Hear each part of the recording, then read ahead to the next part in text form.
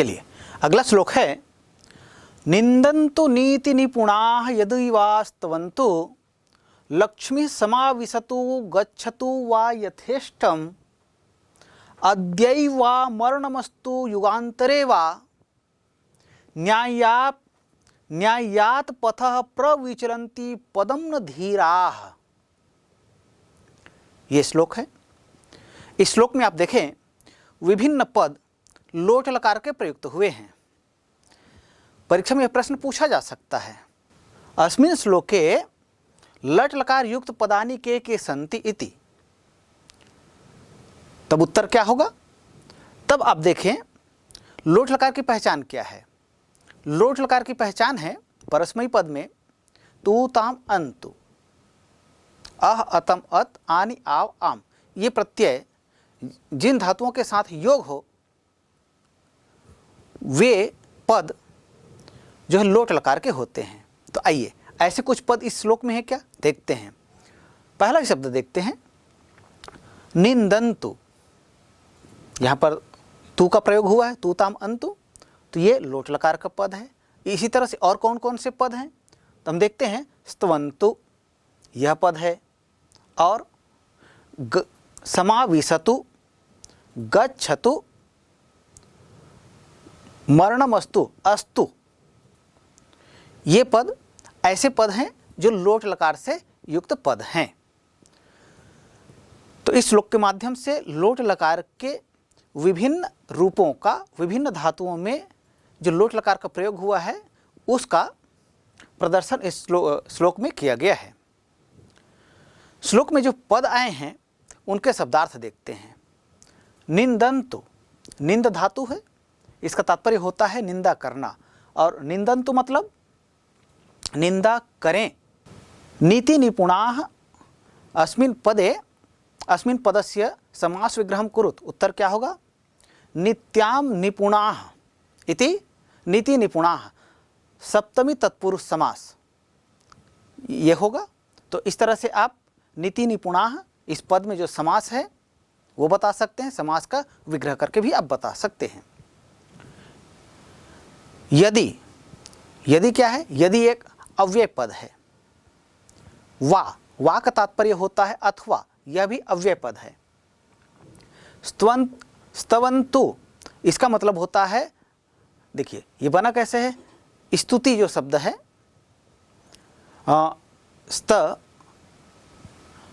स्तवन्तु का तात्पर्य होता है प्रशंसा करें। इसी अर्थ में स्तुति शब्द का प्रयोग किया जाता है सामान्य रूप से, आप जानते हैं। लक्ष्मी, लक्ष्मी का मतलब होता है लक्ष्मी या धन, वैभव। समाविशतु, यह जो पद है सम उपसर्ग, आ उपसर्ग, विस धातु, लोट लकार, एक वचन का यह पद है, प्रथम पुरुष। तो यहाँ पर विस धातु है, सम और आ ये दो उपसर्ग का प्रयोग हुआ है। कुछ धातुएं ऐसी होती हैं या कुछ पद ऐसे होते हैं जिनमें एक से अधिक उपसर्ग का भी प्रयोग होता है। तो यहाँ यह उसी तरह का पद है। सम भी उपसर्ग है, सम के बाद आ लगा है, और आ जो है सम और आ ये दोनों उपसर्ग जो है विस धातु के साथ लगा हुआ है। तो ये समाविशतु शब्द जो है ये लोट लकार प्रथम पुरुष एक वचन का यह रूप है। इसका तात्पर्य होता है समाविशतु मतलब आए। गच्छतु, गम धातु, लोट लकार, प्रथम पुरुष एक वचन। गम का मतलब होता है जाना, गम का रूप बनता है, आप जानते हैं गम का गच्छ रूप बनता है। फिर गच्छ से लोट लकार में रूप बना है गच्छतु, गच्छतु, गच्छताम, गच्छन्तु, इस तरह का रूप बनता है। तो इसका तात्पर्य होता है जाएं। समाविशतु आए, गच्छतु जाए। वा का मतलब होता है अथवा। यथेष्टम, यथा धन इष्टम, यहां आप देखें यहां पर गुण स्वर संधि का प्रयोग हुआ है। यथा मतलब जैसे, इष्टम मतलब इच्छा के अनुसार, अर्थात इच्छा, इष्टम मतलब इच्छा, यथेष्टम मतलब इच्छा के अनुसार। अद्यैव, अद्य धन एव इति अद्यैव, यहाँ पर गुण स्वर संधि का प्रयोग हुआ है? नहीं। अद्यैव, अद्य धन एव, यहां पर वृद्धि स्वर संधि का प्रयोग हुआ है। देखते हैं अद्यैव में क्या होता है। अ, अद्य में अ लगा हुआ है, उसके आगे ए आता है और उन दोनों को मिलकर क्या हो जाता है, ऐ हो जाता है, अर्थात मात्रा में वृद्धि हो जाता है, इसलिए यह वृद्धि स्वर संधि का उदाहरण है। और इसका तात्पर्य होता है आज ही, वा अथवा अव्यय पद है। मरणमस्तु, शब्दों को अलग अलग कर दें, मरणम धन अस्तु, ये संयोग कहा जाता है इसको, या इसको आप चाहें तो व्यंजन संधि भी कह सकते हैं। युगांतरे, युग धन अंतरे इति युगांतरे, यहाँ दीर्घ स्वर संधि का प्रयोग हुआ है। तो युग बीत जाने पर या समय निकल जाने पर, यह इसका अर्थ है। वाह, वाह का मतलब होता है अथवा। न्यायात, न्याय से, पथः, पथ से, न्यायात पथः इति, न्याय के पथ से या न्याय रूपी पथ से। प्रविचलंती, विचलित हो जाते हैं, यह जो पद है प्रविचलंती, प्र उपसर्ग है, वि उपसर्ग है, चल धातु है, लट लकार प्रथम पुरुष बहुवचन का यह रूप है। तो प्र और वी, इन दोनों उपसर्गों का प्रयोग जो है चल धातु के साथ हुआ है और इसका तात्पर्य होता है विचलित होते हैं। पदम, पदम का मतलब होता है पैर या पग, कदम। न मतलब नहीं। धीराह, धीराह का मतलब होता है धैर्यवान या धीरज रखने वाले या संतोषी जन। तो ये श्लोक के शब्दार्थ हो गए। और आइए अब इसके आधार पर इसका अर्थ क्या होगा, श्लोक का अर्थ क्या होगा, यह जानने का प्रयास करते हैं। श्लोक है, निंदन्तु नीति निपुणाः यदि वास्तवन्तु लक्ष्मीः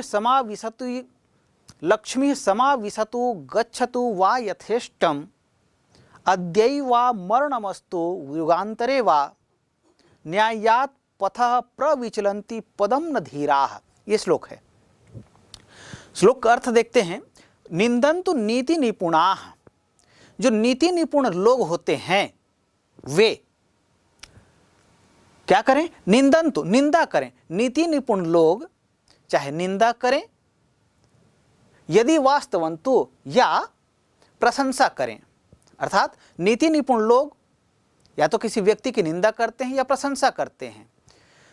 ये पूरा श्लोक जो है इसमें गुण बताया गया। किसका गुण बनाया गया है, गुण बताया गया है। अंतिम पद देख रहे हैं, अंतिम पद जो है श्लोक का आप देख रहे हैं, धीराः, जो धैर्यवान लोग होते हैं, जो बुद्धिमान लोग होते हैं, जो संतोषी जन होते हैं, वे क्या करते हैं, जब नीति निपुण लोग उसकी निंदा करते हैं या प्रशंसा करते हैं, तब की स्थिति में ये आखिरी श्लोक का अंतिम पद जो है, अंतिम चरण, न्यायात् पथः प्रविचलन्ति पदम न धीराः, जो धैर्यवान लोग होते हैं किन किन स्थितियों में विचलित नहीं होते हैं, इसकी विशेषताएं बताई गई हैं। तो न्यायात् पथः प्रविचलन्ति पदम न धीराः, न्याय के पथ से धैर्यवान लोग जो है अपने निर्णय से या अपने पथ से, अपने मार्ग से विचलित नहीं होते हैं। किन किन स्थितियों में, निंदन्तु नीति निपुणाः यदि वास्तवन्तु, नीति निपुण लोग उनकी निंदा करें अथवा प्रशंसा करें। लक्ष्मी समाविशतु गच्छतु वा यथेष्टम, या जो लक्ष्मी है, धन है, वैभव है, वो समाविशतु आए, गच्छतु वा या जाए, यथेष्टम इच्छानुसार। लक्ष्मी के विषय में कहा जाता है, लक्ष्मी का एक पर्याय शब्द है चंचला। लक्ष्मी को चंचला कहा गया है। क्यों कहा गया है, वो इसलिए क्योंकि लक्ष्मी या धन जो है वो एक स्थान पर अधिक देर तक टिकती नहीं है, इसलिए उसका नाम एक चंचला भी है। इसलिए कहा गया है लक्ष्मी समाविशतु गच्छतु वा यथेष्टम, लक्ष्मी जो है आए या अपनी इच्छानुसार अन्य स्थान पर चली जाए। ऐसी स्थिति में भी न्यायात् पथः प्रविचलन्ति पदम न धीराः, जो धैर्यवान लोग होते हैं वे न्याय के पथ से विचलित नहीं होते हैं। और अद्यैव वा मरणमस्तु युगांतरे वा, मृत्यु चाहे आज हो या युग बीत जाने पर, अर्थात समय निकल जाने पर या बहुत समय पश्चात, मृत्यु चाहे आज हो या बहुत दिन बाद हो, ऐसी स्थिति में भी न्यायात् पथः प्रविचलन्ति पदम न धीराः। जो न्याय के मार्ग पर चलने वाले लोग हैं, जो न्याय करने वाले लोग हैं, ये लोग अपने मार्ग से अर्थात न्याय के पथ से विचलित नहीं होते हैं। ये श्लोक का भाव है। श्लोक का अर्थ क्या होगा, एक सामान्य शब्दों में हम समझने का प्रयास करते हैं। तो शाब्दिक अर्थ के आधार पर इसका अर्थ देखते हैं। तो अर्थ होगा, नीति निपुण लोग निंदा करें अथवा प्रशंसा करें, लक्ष्मी आए अथवा इच्छानुसार जहां चाहे चली जाए, आज ही मृत्यु हो या बहुत दिनों बाद, परंतु धैर्यशाली जो लोग होते हैं वे उनके कदम न्याय के पथ से कभी विचलित नहीं होते हैं, हटते नहीं हैं। अर्थात वे अपने पथ पर, अपने मार्ग पर, अपने निर्णय पर अडिग रहते हैं। अर्थात उन्हें जो तथ्य के अनुसार उन्हें सही लगता है, जो न्यायोचित लगता है, उसी मार्ग का वे अनुसरण करते हैं, उस पथ से वे विचलित नहीं होते हैं। ये श्लोक का अर्थ हुआ। श्लोक से संबंधित कुछ प्रश्न पूछे जा सकते हैं, जैसे किसी एक वाक्यांश को लिया जाए और उस वाक्यांश का अर्थ पूछा जा सकता है।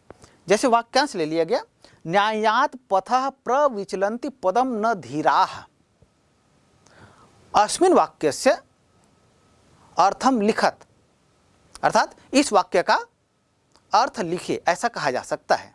तो उत्तर क्या होगा, तब धैर्यशाली लोग, धीरज रखने वाले लोग, न्याय के मार्ग पर चलने वाले लोग न्याय के पथ से विचलित नहीं होते हैं, हटते नहीं हैं। यह इसका अर्थ हुआ। इसी पंक्ति से संबंधित दूसरा प्रश्न पूछा जा सकता है, न्यायात् पथः प्रविचलन्ति पदम न धीराः, अस्मिन् वाक्ये कर्तृपदम किम, अर्थात इस वाक्य का कर्ता पद कौन सा है। तब आप देखेंगे तो कर्ता पद क्या है। जैसे प्रविचलन्ति यह रूप आया है, किसके अनुसार से इसका रूप बना है, बहुवचन का रूप है। तो बहुवचन वाला कौन सा पद है, तो हम देखते हैं यहाँ पर धीराः, यह कर्ता पद है, क्योंकि कर्ता के अनुसार क्रिया का रूप होता है। प्रविचलन्ति ये क्रिया रूप है जो बहुवचन में है। ये किसके अनुसार से हुआ, धीराः, इस पद के अनुसार। तो इसलिए धीराः क्या है, यहाँ कर्ता पद है। तो अस्मिन् वाक्ये धीराः इति कर्तृपदम अस्ति, ऐसा उत्तर आप लिखेंगे। ऐसे प्रश्न पूछा जा सकता है। दूसरा प्रश्न, न्यायात् पथः प्रविचलन्ति पदम न धीराः, अस्मिन् वाक्ये प्रयुक्त क्रियापदम लिखत, अर्थात इस वाक्य में जो क्रियापद प्रयुक्त हुआ है उसको आप लिखिए, ऐसा कहा गया। तब क्रियापद क्या है, हाँ बिल्कुल सही है। तो यहाँ हम देखते हैं क्रियापद है प्रविचलन्ति। तो न्यायात् पथः प्रविचलन्ति पदम न धीराः, अस्मिन् वाक्ये क्रियापदम अस्ति प्रविचलन्ति। हो गया उत्तर, बस यही करना है आपको। ऐसा ही पूछा जा सकता है आपको, मार्गात् इति पदस्य पर्याय पदम अस्मिन् वाक्ये किम पदम प्रयुक्तम। तब उत्तर क्या होगा, मार्ग से, इस अर्थ में इस श्लोक में कौन सा पद जो है प्रयुक्त हुआ है। तो यहाँ हम देखते हैं पथः, इस शब्द का प्रयोग हुआ है। पथः जो शब्द है ये पंचमी विभक्ति और षष्ठी विभक्ति दोनों में इसका रूप बनता है। पथिन इसका मूल शब्द है, पंचमी विभक्ति में इसका रूप होता है पथः पथिभ्याम पथिभ्यः। तो मार्गात् इस पद के पर्याय के रूप में यहाँ पर प्रयुक्त हुआ है पथः। ऐसे ही विपर्यय पूछा जा सकता है, विलोम पूछा जा सकता है। जैसे अशान्ताः इति पदस्य अस्मिन् श्लोके किम पदम विपर्यय पद रूपेण प्रयुक्तमस्ति, अर्थात अशान्ताः इस अर्थ में इस श्लोक में कौन सा पद प्रयुक्त हुआ है। तो आप पूरा श्लोक देखें तो इसका उत्तर मिलेगा आपको। इसका उत्तर होगा धीराः। अशान्ताः मतलब जो असंतुष्ट लोग होते हैं वे, और धीराः जो धैर्यवान होते हैं, जो संतुष्ट होते हैं। तो अशांताः इसका विपर्य पद इस श्लोक में जो प्रयुक्त पद है वह पद है धीराः। तो इस तरह से आप जब श्लोक को भली भांति समझ जाएं तब इसके अर्थ भी आप बता सकते हैं। जो शब्द हैं उनके अर्थ पूछे जाएं वो बता सकते हैं। जो शब्द रूप या धातु रूप जो प्रयुक्त हुए हैं उनके विषय में कहा जाए तो इन चीज़ों को भी आप भली भांति स्पष्ट कर सकते हैं। चलिए आगे बढ़ते हैं। हमारा अगला श्लोक है अपठद यो खिलाः विद्याः कलाः सर्वाः अशिक्षत अजानात सकलम वैद्यम स वै योग्यतमो नरः। ये श्लोक है। इस श्लोक में आप देखें तो विभिन्न पद जो हैं लंग लकार क्रियाकारक कौतूहलम में आप कुतूहलम में देखते हैं क्रियाकारक कुतूहलम। इस पाठ में यह जो श्लोक आया है यह जो लंग लकार को बोधित करने वाला है, अर्थात इस श्लोक में अधिकांश पद जो हैं लंग लकार से युक्त हैं। तो आपसे प्रश्न पूछा जा सकता है इस श्लोक में कौन कौन से पद हैं जो लंग लकार से युक्त हैं। तो आइए लंग लकार से युक्त पदों की पहले पहचान करते हैं। तो हम देखते हैं अपठत पहला ही शब्द आया है, ये कैसा है, यह लंग लकार का है।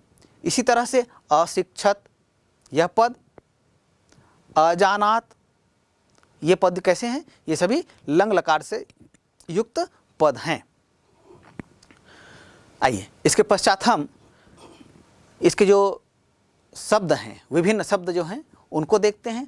अपठद यह शब्द कैसे बना है, पठ धातु है, लट लकार है, प्रथम पुरुष एक वचन का रूप है और इसका तात्पर्य होता है लंग लकार अर्थात था थे थी भूतकाल। तो अपठद मतलब पढ़ लिया या पढ़ लिया था, दोनों अर्थ होगा।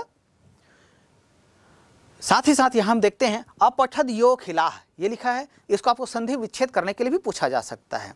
तो जब हम संधि विच्छेद करेंगे तो जो अपठद लिखा है ये अपठत हो जाएगा। अपठत धन यह धन अखिलाः, इस तरह से दो संधियां यहां पर हो जाएंगी। पहले अपठत धन यह कह रहे हैं तो इतने में क्या हुआ, यहां पर व्यंजन संधि का प्रयोग हुआ। इसी तरह से यह धन अखिलाः कहते हैं, यहां पर विसर्ग संधि का प्रयोग हुआ। तो अपठत पढ़ लिया या पढ़ लिया था, यह मतलब जो, अखिलाः अखिलाः मतलब संपूर्ण, विद्याः विद्याओं को, कलाः कलाओं को। देखिए विद्या और कला इन दोनों का क्या है, ये बहुवचन का रूप है। सर्वाः सभी प्रकार के, अशिक्षत शिक्ष मूल धातु है, लंग लकार प्रथम पुरुष एक वचन का यह रूप है और इसका तात्पर्य होता है सीख लिया। अजानात यह भी लंग लकार का प्रयोग है और इसका तात्पर्य होता है ज्ञात कर लिया है या जान लिया है। सकलम सभी, वैद्यम विद धातु यत प्रत्यय और इसका तात्पर्य होता है जानने योग्य। स वै यहां पर भी संधि है, सह धन वै इति स वै, यहां विसर्ग संधि का प्रयोग है। तो स मतलब वह, वै मतलब वै का तात्पर्य होता है ही, योग्यतमो अर्थात योग्यतम, नरः मनुष्य। तो इस तरह से ये श्लोक में जो प्रयुक्त पद हैं उनके शब्दार्थ हुए। श्लोक का अर्थ क्या होगा देखते हैं। अपठद यो खिलाः विद्याः कलाः सर्वाः अशिक्षत अजानात सकलम वैद्यम स वै योग्यतमो नरः। श्लोक का अर्थ होगा अपठद यो खिलाः। देखिए योग्यतम नर कौन है, इसकी विशेषता नर की अर्थात जो श्रेष्ठ मनुष्य है, योग्यतम नर इति अर्थात श्रेष्ठ नर अर्थात जो अच्छा मनुष्य है, उस मनुष्य की क्या क्या विशेषताएं हैं वो इस श्लोक में बताया गया है। तो उसकी विशेषताएं हैं अपठद यो खिलाः जिसने समस्त विद्याओं को पढ़ लिया है, जिसने समस्त विद्याओं को, अखिल मतलब समस्त संपूर्ण, जिसने समस्त विद्याओं को पढ़ लिया है। कलाः सर्वाः अशिक्षत और सभी प्रकार के कला को वह सीख लिया है, जान लिया है। अजानात सकलम वैद्यम और जानने योग्य समस्त बातों को जान लिया है, ज्ञात कर लिया है, स वै योग्यतमो नरः, वह ही श्रेष्ठ मनुष्य है, वह ही सबसे अच्छा मनुष्य है। यह श्लोक का तात्पर्य हुआ। तो श्लोक का शाब्दिक अर्थ आपको समझ में आया होगा। एक बार पुनः, अपठद यो खिलाह विद्या कलाह सर्वाह अशिक्षत, जिसने समस्त विद्या को पढ़ लिया है और समस्त कलाओं को सीख लिया है। अजानात सकलम वैद्यम, तथा जिसने जानने योग्य सभी बातों को जान लिया है। स वै योग्यतमो नरः, वह ही सबसे योग्य मनुष्य है, अर्थात श्रेष्ठ मनुष्य है। यह श्लोक का अर्थ हुआ। आइए आगे बढ़ते हैं। अगला श्लोक है, दृष्टिपूतम न्यसेत पादम, वस्त्रपूतम जलम पिबेत, सत्यपूतम वदेत वाचम, सत्यपूतम वदेत वाचम, मनःपूतम समाचरेत। ये श्लोक है। अब इस श्लोक में आप देखें तो विधि लिंग से संबंधित बहुत से पद प्रयुक्त हुए हैं। परीक्षाओं में पूछा जा सकता है कि इस श्लोक में विधि लिंग से संबंधित कौन कौन से पद हैं, इनका चयन कीजिए। तो आइए उन पदों की पहले पहचान करते हैं। तो आप देख रहे हैं यहाँ न्यसेत, एत एताम एयुः, ये प्रत्यय विधिलिंग में लगते हैं। तो न्यसेत यह विधिलिंग का पद है। इसी तरह से पिबेत, वदेत, समाचरेत, ये पद जो है विधिलिंग के पद हैं, अर्थात विधिलिंग का रूप यहाँ प्रयुक्त हुआ है।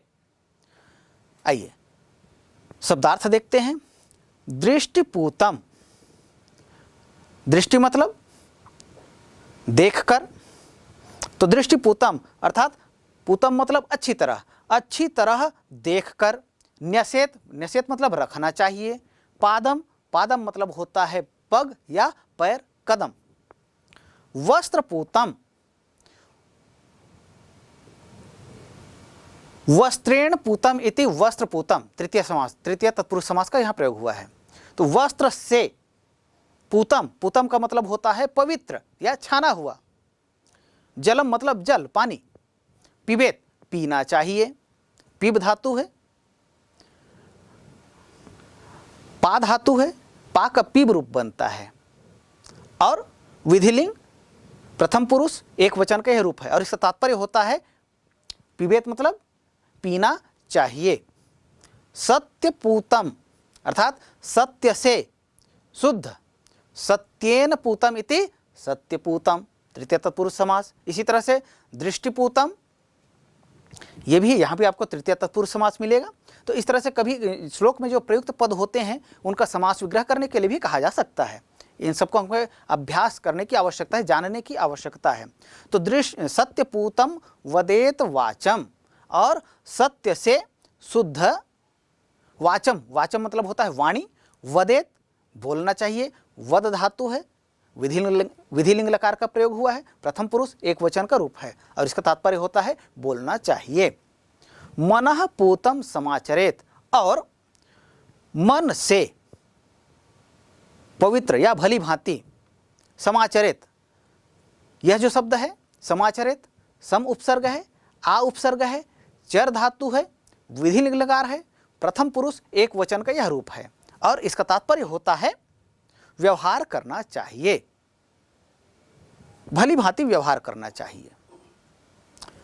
तो ये श्लोक के शब्दार्थ हुए। आइए इसका अर्थ जानने का प्रयास करते हैं। दृष्टिपूतम न्यसेत पादम, अर्थात भली भांति देखकर कदम रखना चाहिए, अर्थात जिस मार्ग पर हम चल रहे हैं उस मार्ग को हमें भली भांति देखना चाहिए। वो मार्ग ठीक तो है, गलत रास्ता तो नहीं है, इसके हमें पहले परख करनी चाहिए। सामान्य रूप से जब हम किसी रास्ते पर चलते हैं तब देखते हैं ना, रास्ता सही है, उसमें कंकड़ पत्थर तो नहीं है, कांटे तो नहीं हैं, सामने कोई गड्ढा तो नहीं है। इन चीज़ों को पहले देख लेते हैं, उसके पश्चात ही हम अपना कदम आगे बढ़ाते हैं। तो इसी तरह से जीवन में भी हम यदि किसी मार्ग पर चल रहे हैं तो उस मार्ग को हमें भली भांति पहले परख लेना चाहिए। उस मार्ग पर चलने का क्या परिणाम होगा इनको हमें जान लेना चाहिए, फिर हमें कदम आगे बढ़ाना चाहिए। इसलिए कहा गया है दृष्टिपूतम न्यसेत पादम, भली भांति देखकर अपना चरण आगे बढ़ाना चाहिए, पैर आगे बढ़ाना चाहिए, कदम रखना चाहिए उस रास्ते पर। वस्त्र पूतम जलम पिबेत, और जिस तरह से हम जल ग्रहण करते हैं तो जल ग्रहण करने से पहले जल को छान लेना चाहिए, अर्थात जल को परख लेना चाहिए, वास्तव में पेय है कि नहीं, पीने योग्य तो है कि नहीं। कई बार ऐसा होता है जब हम घरों में रहते हैं, रात्रि का समय होता है और हमें जल पीना होता है, तो ऐसा नहीं कि आप जिस बर्तन में जल रखा हुआ है वो तो आपको पता होता है, आप वहाँ जाएं और सीधा गिलास या दूसरे पात्र से जल निकालें और सीधे पी लें। हो सकता है जिस गिलास से आप निकाल रहे हों उसमें कुछ यदि चींटी हो जिसको आप अंधेरे में नहीं देख पाएँ, तो इसलिए ये कहा गया कि वस्त्र पूतम जलम पिबेत, वस्त्र से छानकर हमें जल पीना चाहिए, अर्थात जल पवित्र हो, जल शुद्ध हो, ऐसा जल हमें पीना चाहिए। सत्यपूतम वदेत वाचम, और हम जिस वाणी का प्रयोग करते हैं, ध्यान दीजिएगा, वाणी में सत्यता होनी चाहिए। यदि हम सत्य बोलेंगे तब लोग हम पर विश्वास करेंगे, यदि हम सत्य वचन नहीं कहेंगे, मिथ्या भाषण करेंगे, तब लोग हम पर विश्वास करेंगे क्या? नहीं। इसलिए कहा गया सत्यपूतम वदेत वाचम, अर्थात सत्य से शुद्ध वाणी हमें बोलनी चाहिए।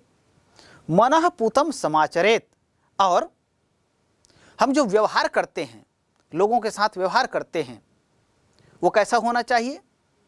ये जो है अच्छा आचरण हमें करना चाहिए, बुरा आचरण नहीं करना चाहिए, बुरा व्यवहार किसी के साथ नहीं करना चाहिए।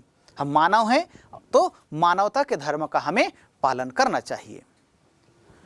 तो दृष्टिपूतम न्यसेत पादम, अच्छी तरह देखकर कदम रखना चाहिए। वस्त्रपूतम जलम पिबेत, वस्त्र से पवित्र या छना हुआ जल पीना चाहिए। सत्यपूतम वदेत वाचम, सत्य से शुद्ध वाणी बोलनी चाहिए। मनःपूतम समाचरेत, और पवित्र मन से आचरण करना चाहिए, व्यवहार करना चाहिए। प्यारे बच्चों, ये जो श्लोक है, इस श्लोक पर आधारित कुछ प्रश्न पूछे जा सकते हैं। जैसे न्यसेत, इस पद में कौन सी संधि है? तो न्यसेत यह जो पद है नि अस धातु है और इसमें नि उपसर्ग का योग हुआ है, तो नि धन असेत अस, और विधिलिंग लकार प्रथम पुरुष एक वचन का यह रूप है। ये आप न्यसेत, इस पद को इस तरह से आप बता सकते हैं, न्यसेत इति पदम परिज्ञाय लिखत, इस पद को जानकर लिखिए। तो इस पद को आप कैसे जानेंगे, कैसे पहचानेंगे, कैसे बनाइए? तो नि उपसर्ग है, अस धातु है, विधिलिंग लकार का प्रयोग हुआ है, प्रथम पुरुष एक वचन का यह रूप है, और इसका तात्पर्य होता है रखना चाहिए। इतनी जानकारी आप रखेंगे तब निश्चित रूप से इस प्रश्न का आप उत्तर दे सकते हैं। वस्त्रपूतम वदेत वाचम, ये वाक्य है, इस वाक्य का आपको अर्थ लिखने के लिए कहा जा सकता है। तो जब पूरा श्लोक का अर्थ आप समझ गए हैं तब निश्चित रूप से इसका भी अर्थ दे पाएंगे। क्या होगा इसका अर्थ? हाँ, बिल्कुल सही, इसका अर्थ होता है सत्य से शुद्ध वाणी से हमें बोलना चाहिए। ये जो वाक्य आया है सत्यपूतम वदेत वाचम, अस्मिन वाक्य क्रियापदम किम प्रयुक्तम, ऐसा प्रश्न पूछ दिया, क्रिया पूछ दिया गया, तो क्रिया क्या होगा? तो आप क्रिया देख रहे हैं, वदेत, वद धातु है, विधिलिंग लकार प्रथम पुरुष एक वचन के रूप है, तो ये क्या हुआ? ये क्रियापद है। इसी तरह से प्रश्न पूछा जा सकता है भासेत इति पदस्य पर्याय पदम अस्मिन वाक्ये किम पदम प्रयुक्तम, अर्थात भासेत यह जो पद है इसके पर्याय के रूप में इस पद में कौन सा, इस वाक्य में कौन सा पद प्रयुक्त हुआ है? तब उत्तर क्या होगा? बोलने के अर्थ में कौन सा, भास मतलब होता है बोलना, इस अर्थ में कौन सा पद प्रयुक्त हुआ है ये आपको देखना है, पहचानना है, फिर उत्तर लिखना है। क्या होगा? हाँ, बिल्कुल सही। तो यहाँ पर हम देखते हैं यह जो वाक्यांश है सत्यपूतम वदेत वाचम, इसमें भासेत के पर्याय के रूप में प्रयुक्त जो पद है वह है वदेत, ऐसा आप लिख दीजिए, हो गया उत्तर आपका। इसी तरह से आपको एक प्रश्न पूछा जा सकता है, ये जो पूरा श्लोक है इससे संबंधित प्रश्न पूछा जा सकता है, हस्तम इति पदस्य विपर्यय पदम श्लोके किम पदम प्रयुक्तम। अर्थात हस्तम मतलब हाथ, हाथ के विलोम अर्थ में कौन सा पद प्रयुक्त हुआ है। तो हाथ का विलोम क्या होता है? हाथ का विलोम होता है पद। पद को का पर्याय कौन कौन सा है? पद मतलब पग भी होता है, चरण भी होता है, पाद भी होता है। तो ऐसा कोई पद इसमें प्रयुक्त हुआ है क्या श्लोक में? देखिए, हाँ हुआ है। कौन सा है? पादम। हाँ बिल्कुल सही है। तो यही इसका उत्तर है। तो अस्मिन् श्लोके हस्तम इति पदस्य विपर्यय पदम प्रयुक्तम अस्ति पादम। तो इस तरह से आप विभिन्न श्लोक को जब आप समझ जाते हैं तो उसके अर्थ भी बता सकते हैं। शब्द में जो श्लोक में जो शब्द प्रयुक्त हुए हैं उनका अर्थ बता सकते हैं, शब्द रूपों को पहचान कर आप बता सकते हैं। तो और साथ ही उससे संबंधित जो विभिन्न प्रश्न पूछे जाते हैं इनका भी अर्थ आप बता सकते हैं। आइए आगे बढ़ते हैं। हमारा अगला श्लोक है रात्रिर्गमिष्यति भविष्यति सुप्रभातम भास्वानुदेश्यति हसिष्यति पंकजश्री इत्थम विचिन्तयति कोशगते द्विरेफे हा हंत हंत नलिनीम गज्जोज्जहार। ये हमारा श्लोक है। इस श्लोक में लिट लकार का बहुत अधिक प्रयोग हुआ है। लिट लकार अर्थात भविष्यत्काल। आपसे परीक्षा में प्रश्न पूछा जा सकता है, इस श्लोक में लिट लकार से संबंधित कौन कौन से पद हैं उनका चयन कीजिए। तो आइए उन पदों को पहले देखते हैं। तो आप जानते हैं लिट लकार का जो प्रत्यय है परस्मैपद पद में इष्यति, इष्यतः, इष्यन्ति, ये प्रथम पुरुष का प्रत्यय है। इसी तरह से और भी मध्यम पुरुष और उत्तम पुरुष के भी प्रत्यय हैं, उनके विषय में आप जानते हैं। तो आइए हम इन पदों के आधार पर इष्यति, इष्यतः, इष्यन्ति ये जो प्रत्यय हैं इसके आधार पर इन प्रत्ययों से युक्त कुछ पदों का निर्माण यहाँ हुआ है क्या? यदि हुआ है तो निश्चित रूप से वे लिट लकार के पद हैं। तो वे पद दिखते हैं हमें पहले ही। गमिष्यति, गम धातु है, लिट लकार, भविष्यत्काल, प्रथम पुरुष एक वचन का ही रूप है और इसका तात्पर्य होता है जाएगा। इसी तरह से भविष्यति, भू धातु है, भू का रूप बनता है भाव, इसका तात्पर्य होता है होना। लिट लकार प्रथम पुरुष एक वचन का यह रूप है और इसका तात्पर्य होता है होता, होगा। और इसी तरह से हम आगे देखते हैं उदेश्यति। उदेश्यति यह शब्द बना है, उत उपसर्ग है और इण धातु है, लिट लकार प्रथम पुरुष का यह रूप है। इसका तात्पर्य होता है उदय होगा या उदित होगा। हसिष्यति, हस मूल धातु है, लिट लकार प्रथम पुरुष एक वचन का रूप है और इसका तात्पर्य होता है हंसेगा। तो ये पद जो हैं, अभी जितने पद आए हैं ये सभी पद लिट लकार के पद हैं। आइए श्लोक में जो कठिन शब्द हैं उनके अर्थ देखते हैं। पहला श्लोक शब्द देखते हैं रात्रिर्गमिष्यति। यह जो शब्द है दो शब्दों से मिलकर बना हुआ है, यहाँ संधि हुआ है। रात्रि धन गमिष्यति इति रात्रिर्गमिष्यति। शब्दों को अलग कर दीजिए, रात्रि धन गमिष्यति, विसर्ग संधि का प्रयोग हुआ। रात्रि का मतलब होता है रात, गमिष्यति का मतलब होता है जाएगा। भविष्यति का तात्पर्य भी मैंने बताया होगा। सुप्रभातम मतलब सुबह, कैसा सुबह, कैसा प्रभात, सुंदर प्रभात, अर्थात प्रभात का समय आप जानते हैं बहुत मनोरम होता है। भास्वानुदेश्यति, यह जो शब्द है यहाँ भी संधि है, संधि को अलग कर दीजिए। भास्वान धन उदेश्यति, व्यंजन संधि का प्रयोग हुआ है यहाँ पर। इसी तरह से भास्वान का मतलब होता है सूर्य और उदेश्यति का मतलब उदित होगा। हसिष्यति हंसेगा। पंकज, पंकज का तात्पर्य होता है कमल, इसको जलज भी कहते हैं। और श्री का मतलब होता है सौंदर्य, पंकज श्री अर्थात कमल का सौंदर्य। इत्थम, इत्थम का तात्पर्य होता है इस प्रकार। विचिन्तयति, वि उपसर्ग है, चिंत धातु है और लट लकार प्रथम पुरुष का यह रूप है और इसका तात्पर्य होता है विचार करते हुए। या विचार करता है। विचिंतयति विचार करता है। कोशगते, कोशगते मतलब कोश में बंद। जैसे कमल का फूल आप देखें, कमल का फूल खिला हुआ ऐसा दिखता है, लेकिन जब यह रात्रि में बंद हो जाता है तब ये क्या हो गया, यह एक कोश बन जाता है। तो इसे कहा गया है कोशगते, अर्थात कोश में गए हुए, अर्थात उस कमल का जो फूल खिला हुआ था वो जब बंद होता है उसमें गया हुआ। द्विरेफे, द्विरेफ कहते हैं अली या भौरा को, या भ्रमर कहा जाता है इसे। हा हंत हंत, हाय दुख है, दुख है, हंत मतलब दुख। नलिनीम अर्थात कमलिनी को। गज उज्जहार, यह शब्द बनता है कैसे, गज, गज मतलब होता है हानि, गज मतलब हाथी।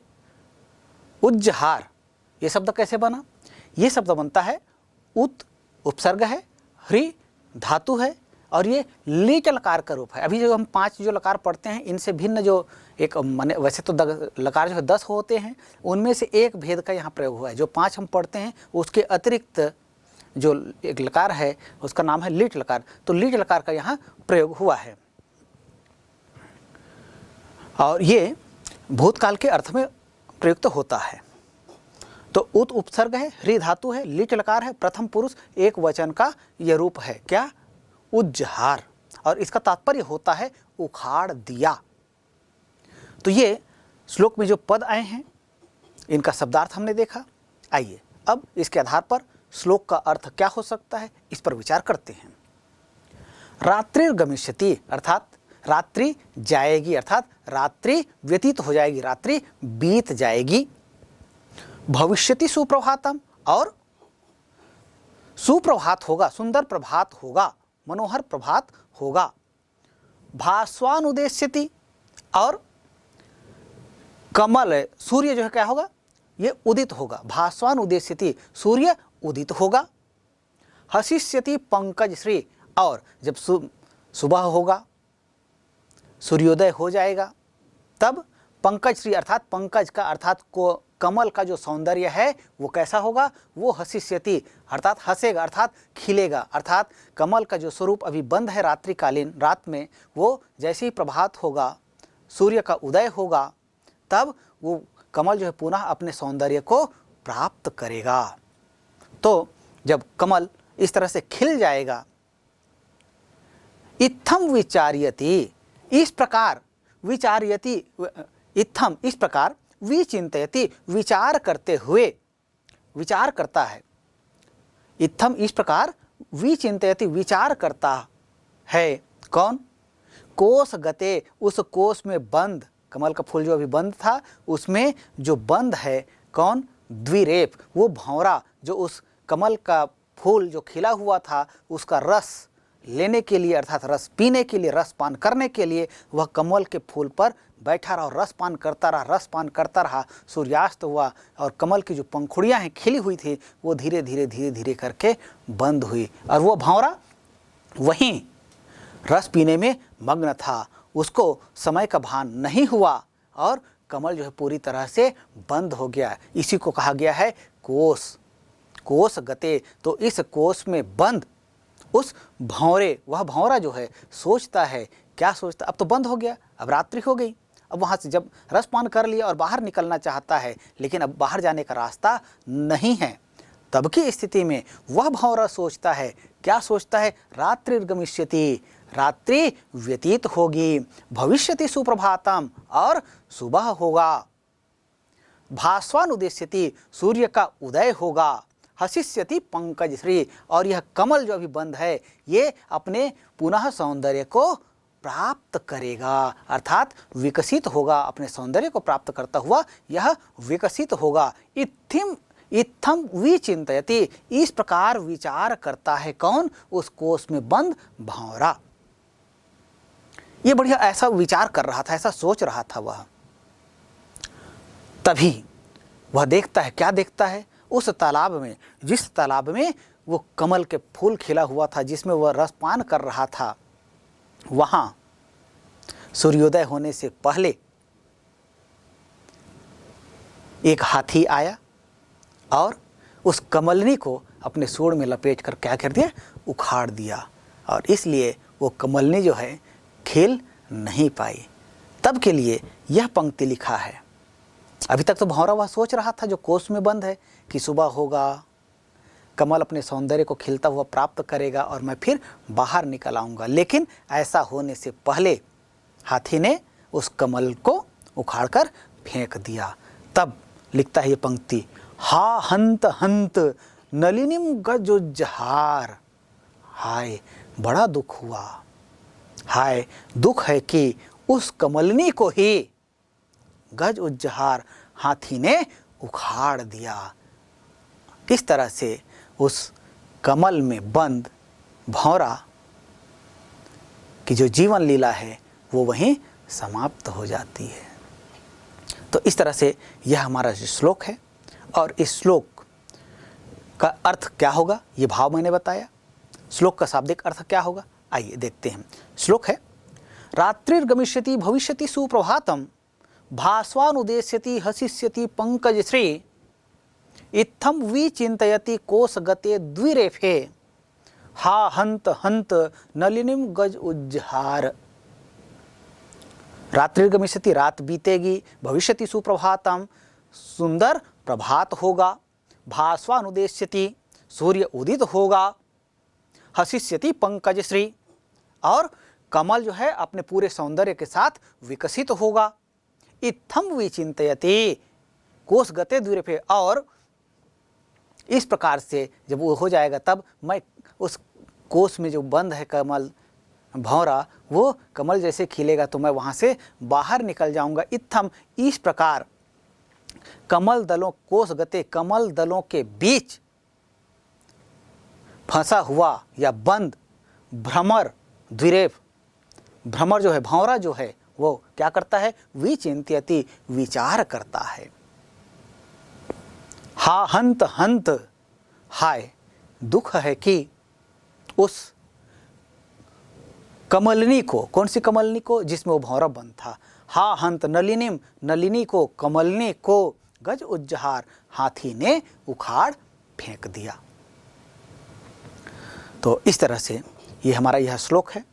श्लोक से संबंधित कुछ प्रश्न पूछे जाते हैं। जैसे प्रश्न पूछा जा सकता है, चंद्रमसः इस पद का विलोम पद इस श्लोक में कौन सा प्रयुक्त हुआ है? तो इसका उत्तर क्या होगा? इसका उत्तर है, जैसे सूर्य का विलोम क्या होता है, चंद्रमा। और यहाँ क्या पूछा गया है, चंद्रमसः अर्थात चंद्रमा, चंद्रमा का विलोम क्या है? तब उत्तर लिखेंगे भास्वान। इसी तरह प्रश्न पूछा जा सकता है, भ्रमरः इति पदस्य अस्मिन् श्लोके किम पर्याय पदम प्रयुक्तम। तो भ्रमरः भंवरा इस अर्थ में कौन सा पद प्रयुक्त हुआ है? हाँ बिल्कुल सही, द्विरेफे इसका प्रयोग हुआ है। तो आप उत्तर लिख सकते हैं, भ्रमरः इति पदस्य पर्याय पदम श्लोके प्रयुक्त पदम अस्ति द्विरेफे। ऐसे प्रश्न पूछा जा सकता है आपसे कि कमलम, कमलम इति पदस्य पर्याय पदम श्लोके किम पदम प्रयुक्तम। तो कमल के अर्थ में कौन सा है? तो कमल के अर्थ में प्रयुक्त हुआ है पंकज। तो आप लिख सकते हैं कि पंकज इति पदम कमल इति पदस्य पर्याय पदम अस्ति, अर्थात पंकज जो है कमल के पर्याय के रूप में श्लोक में प्रयुक्त हुआ है।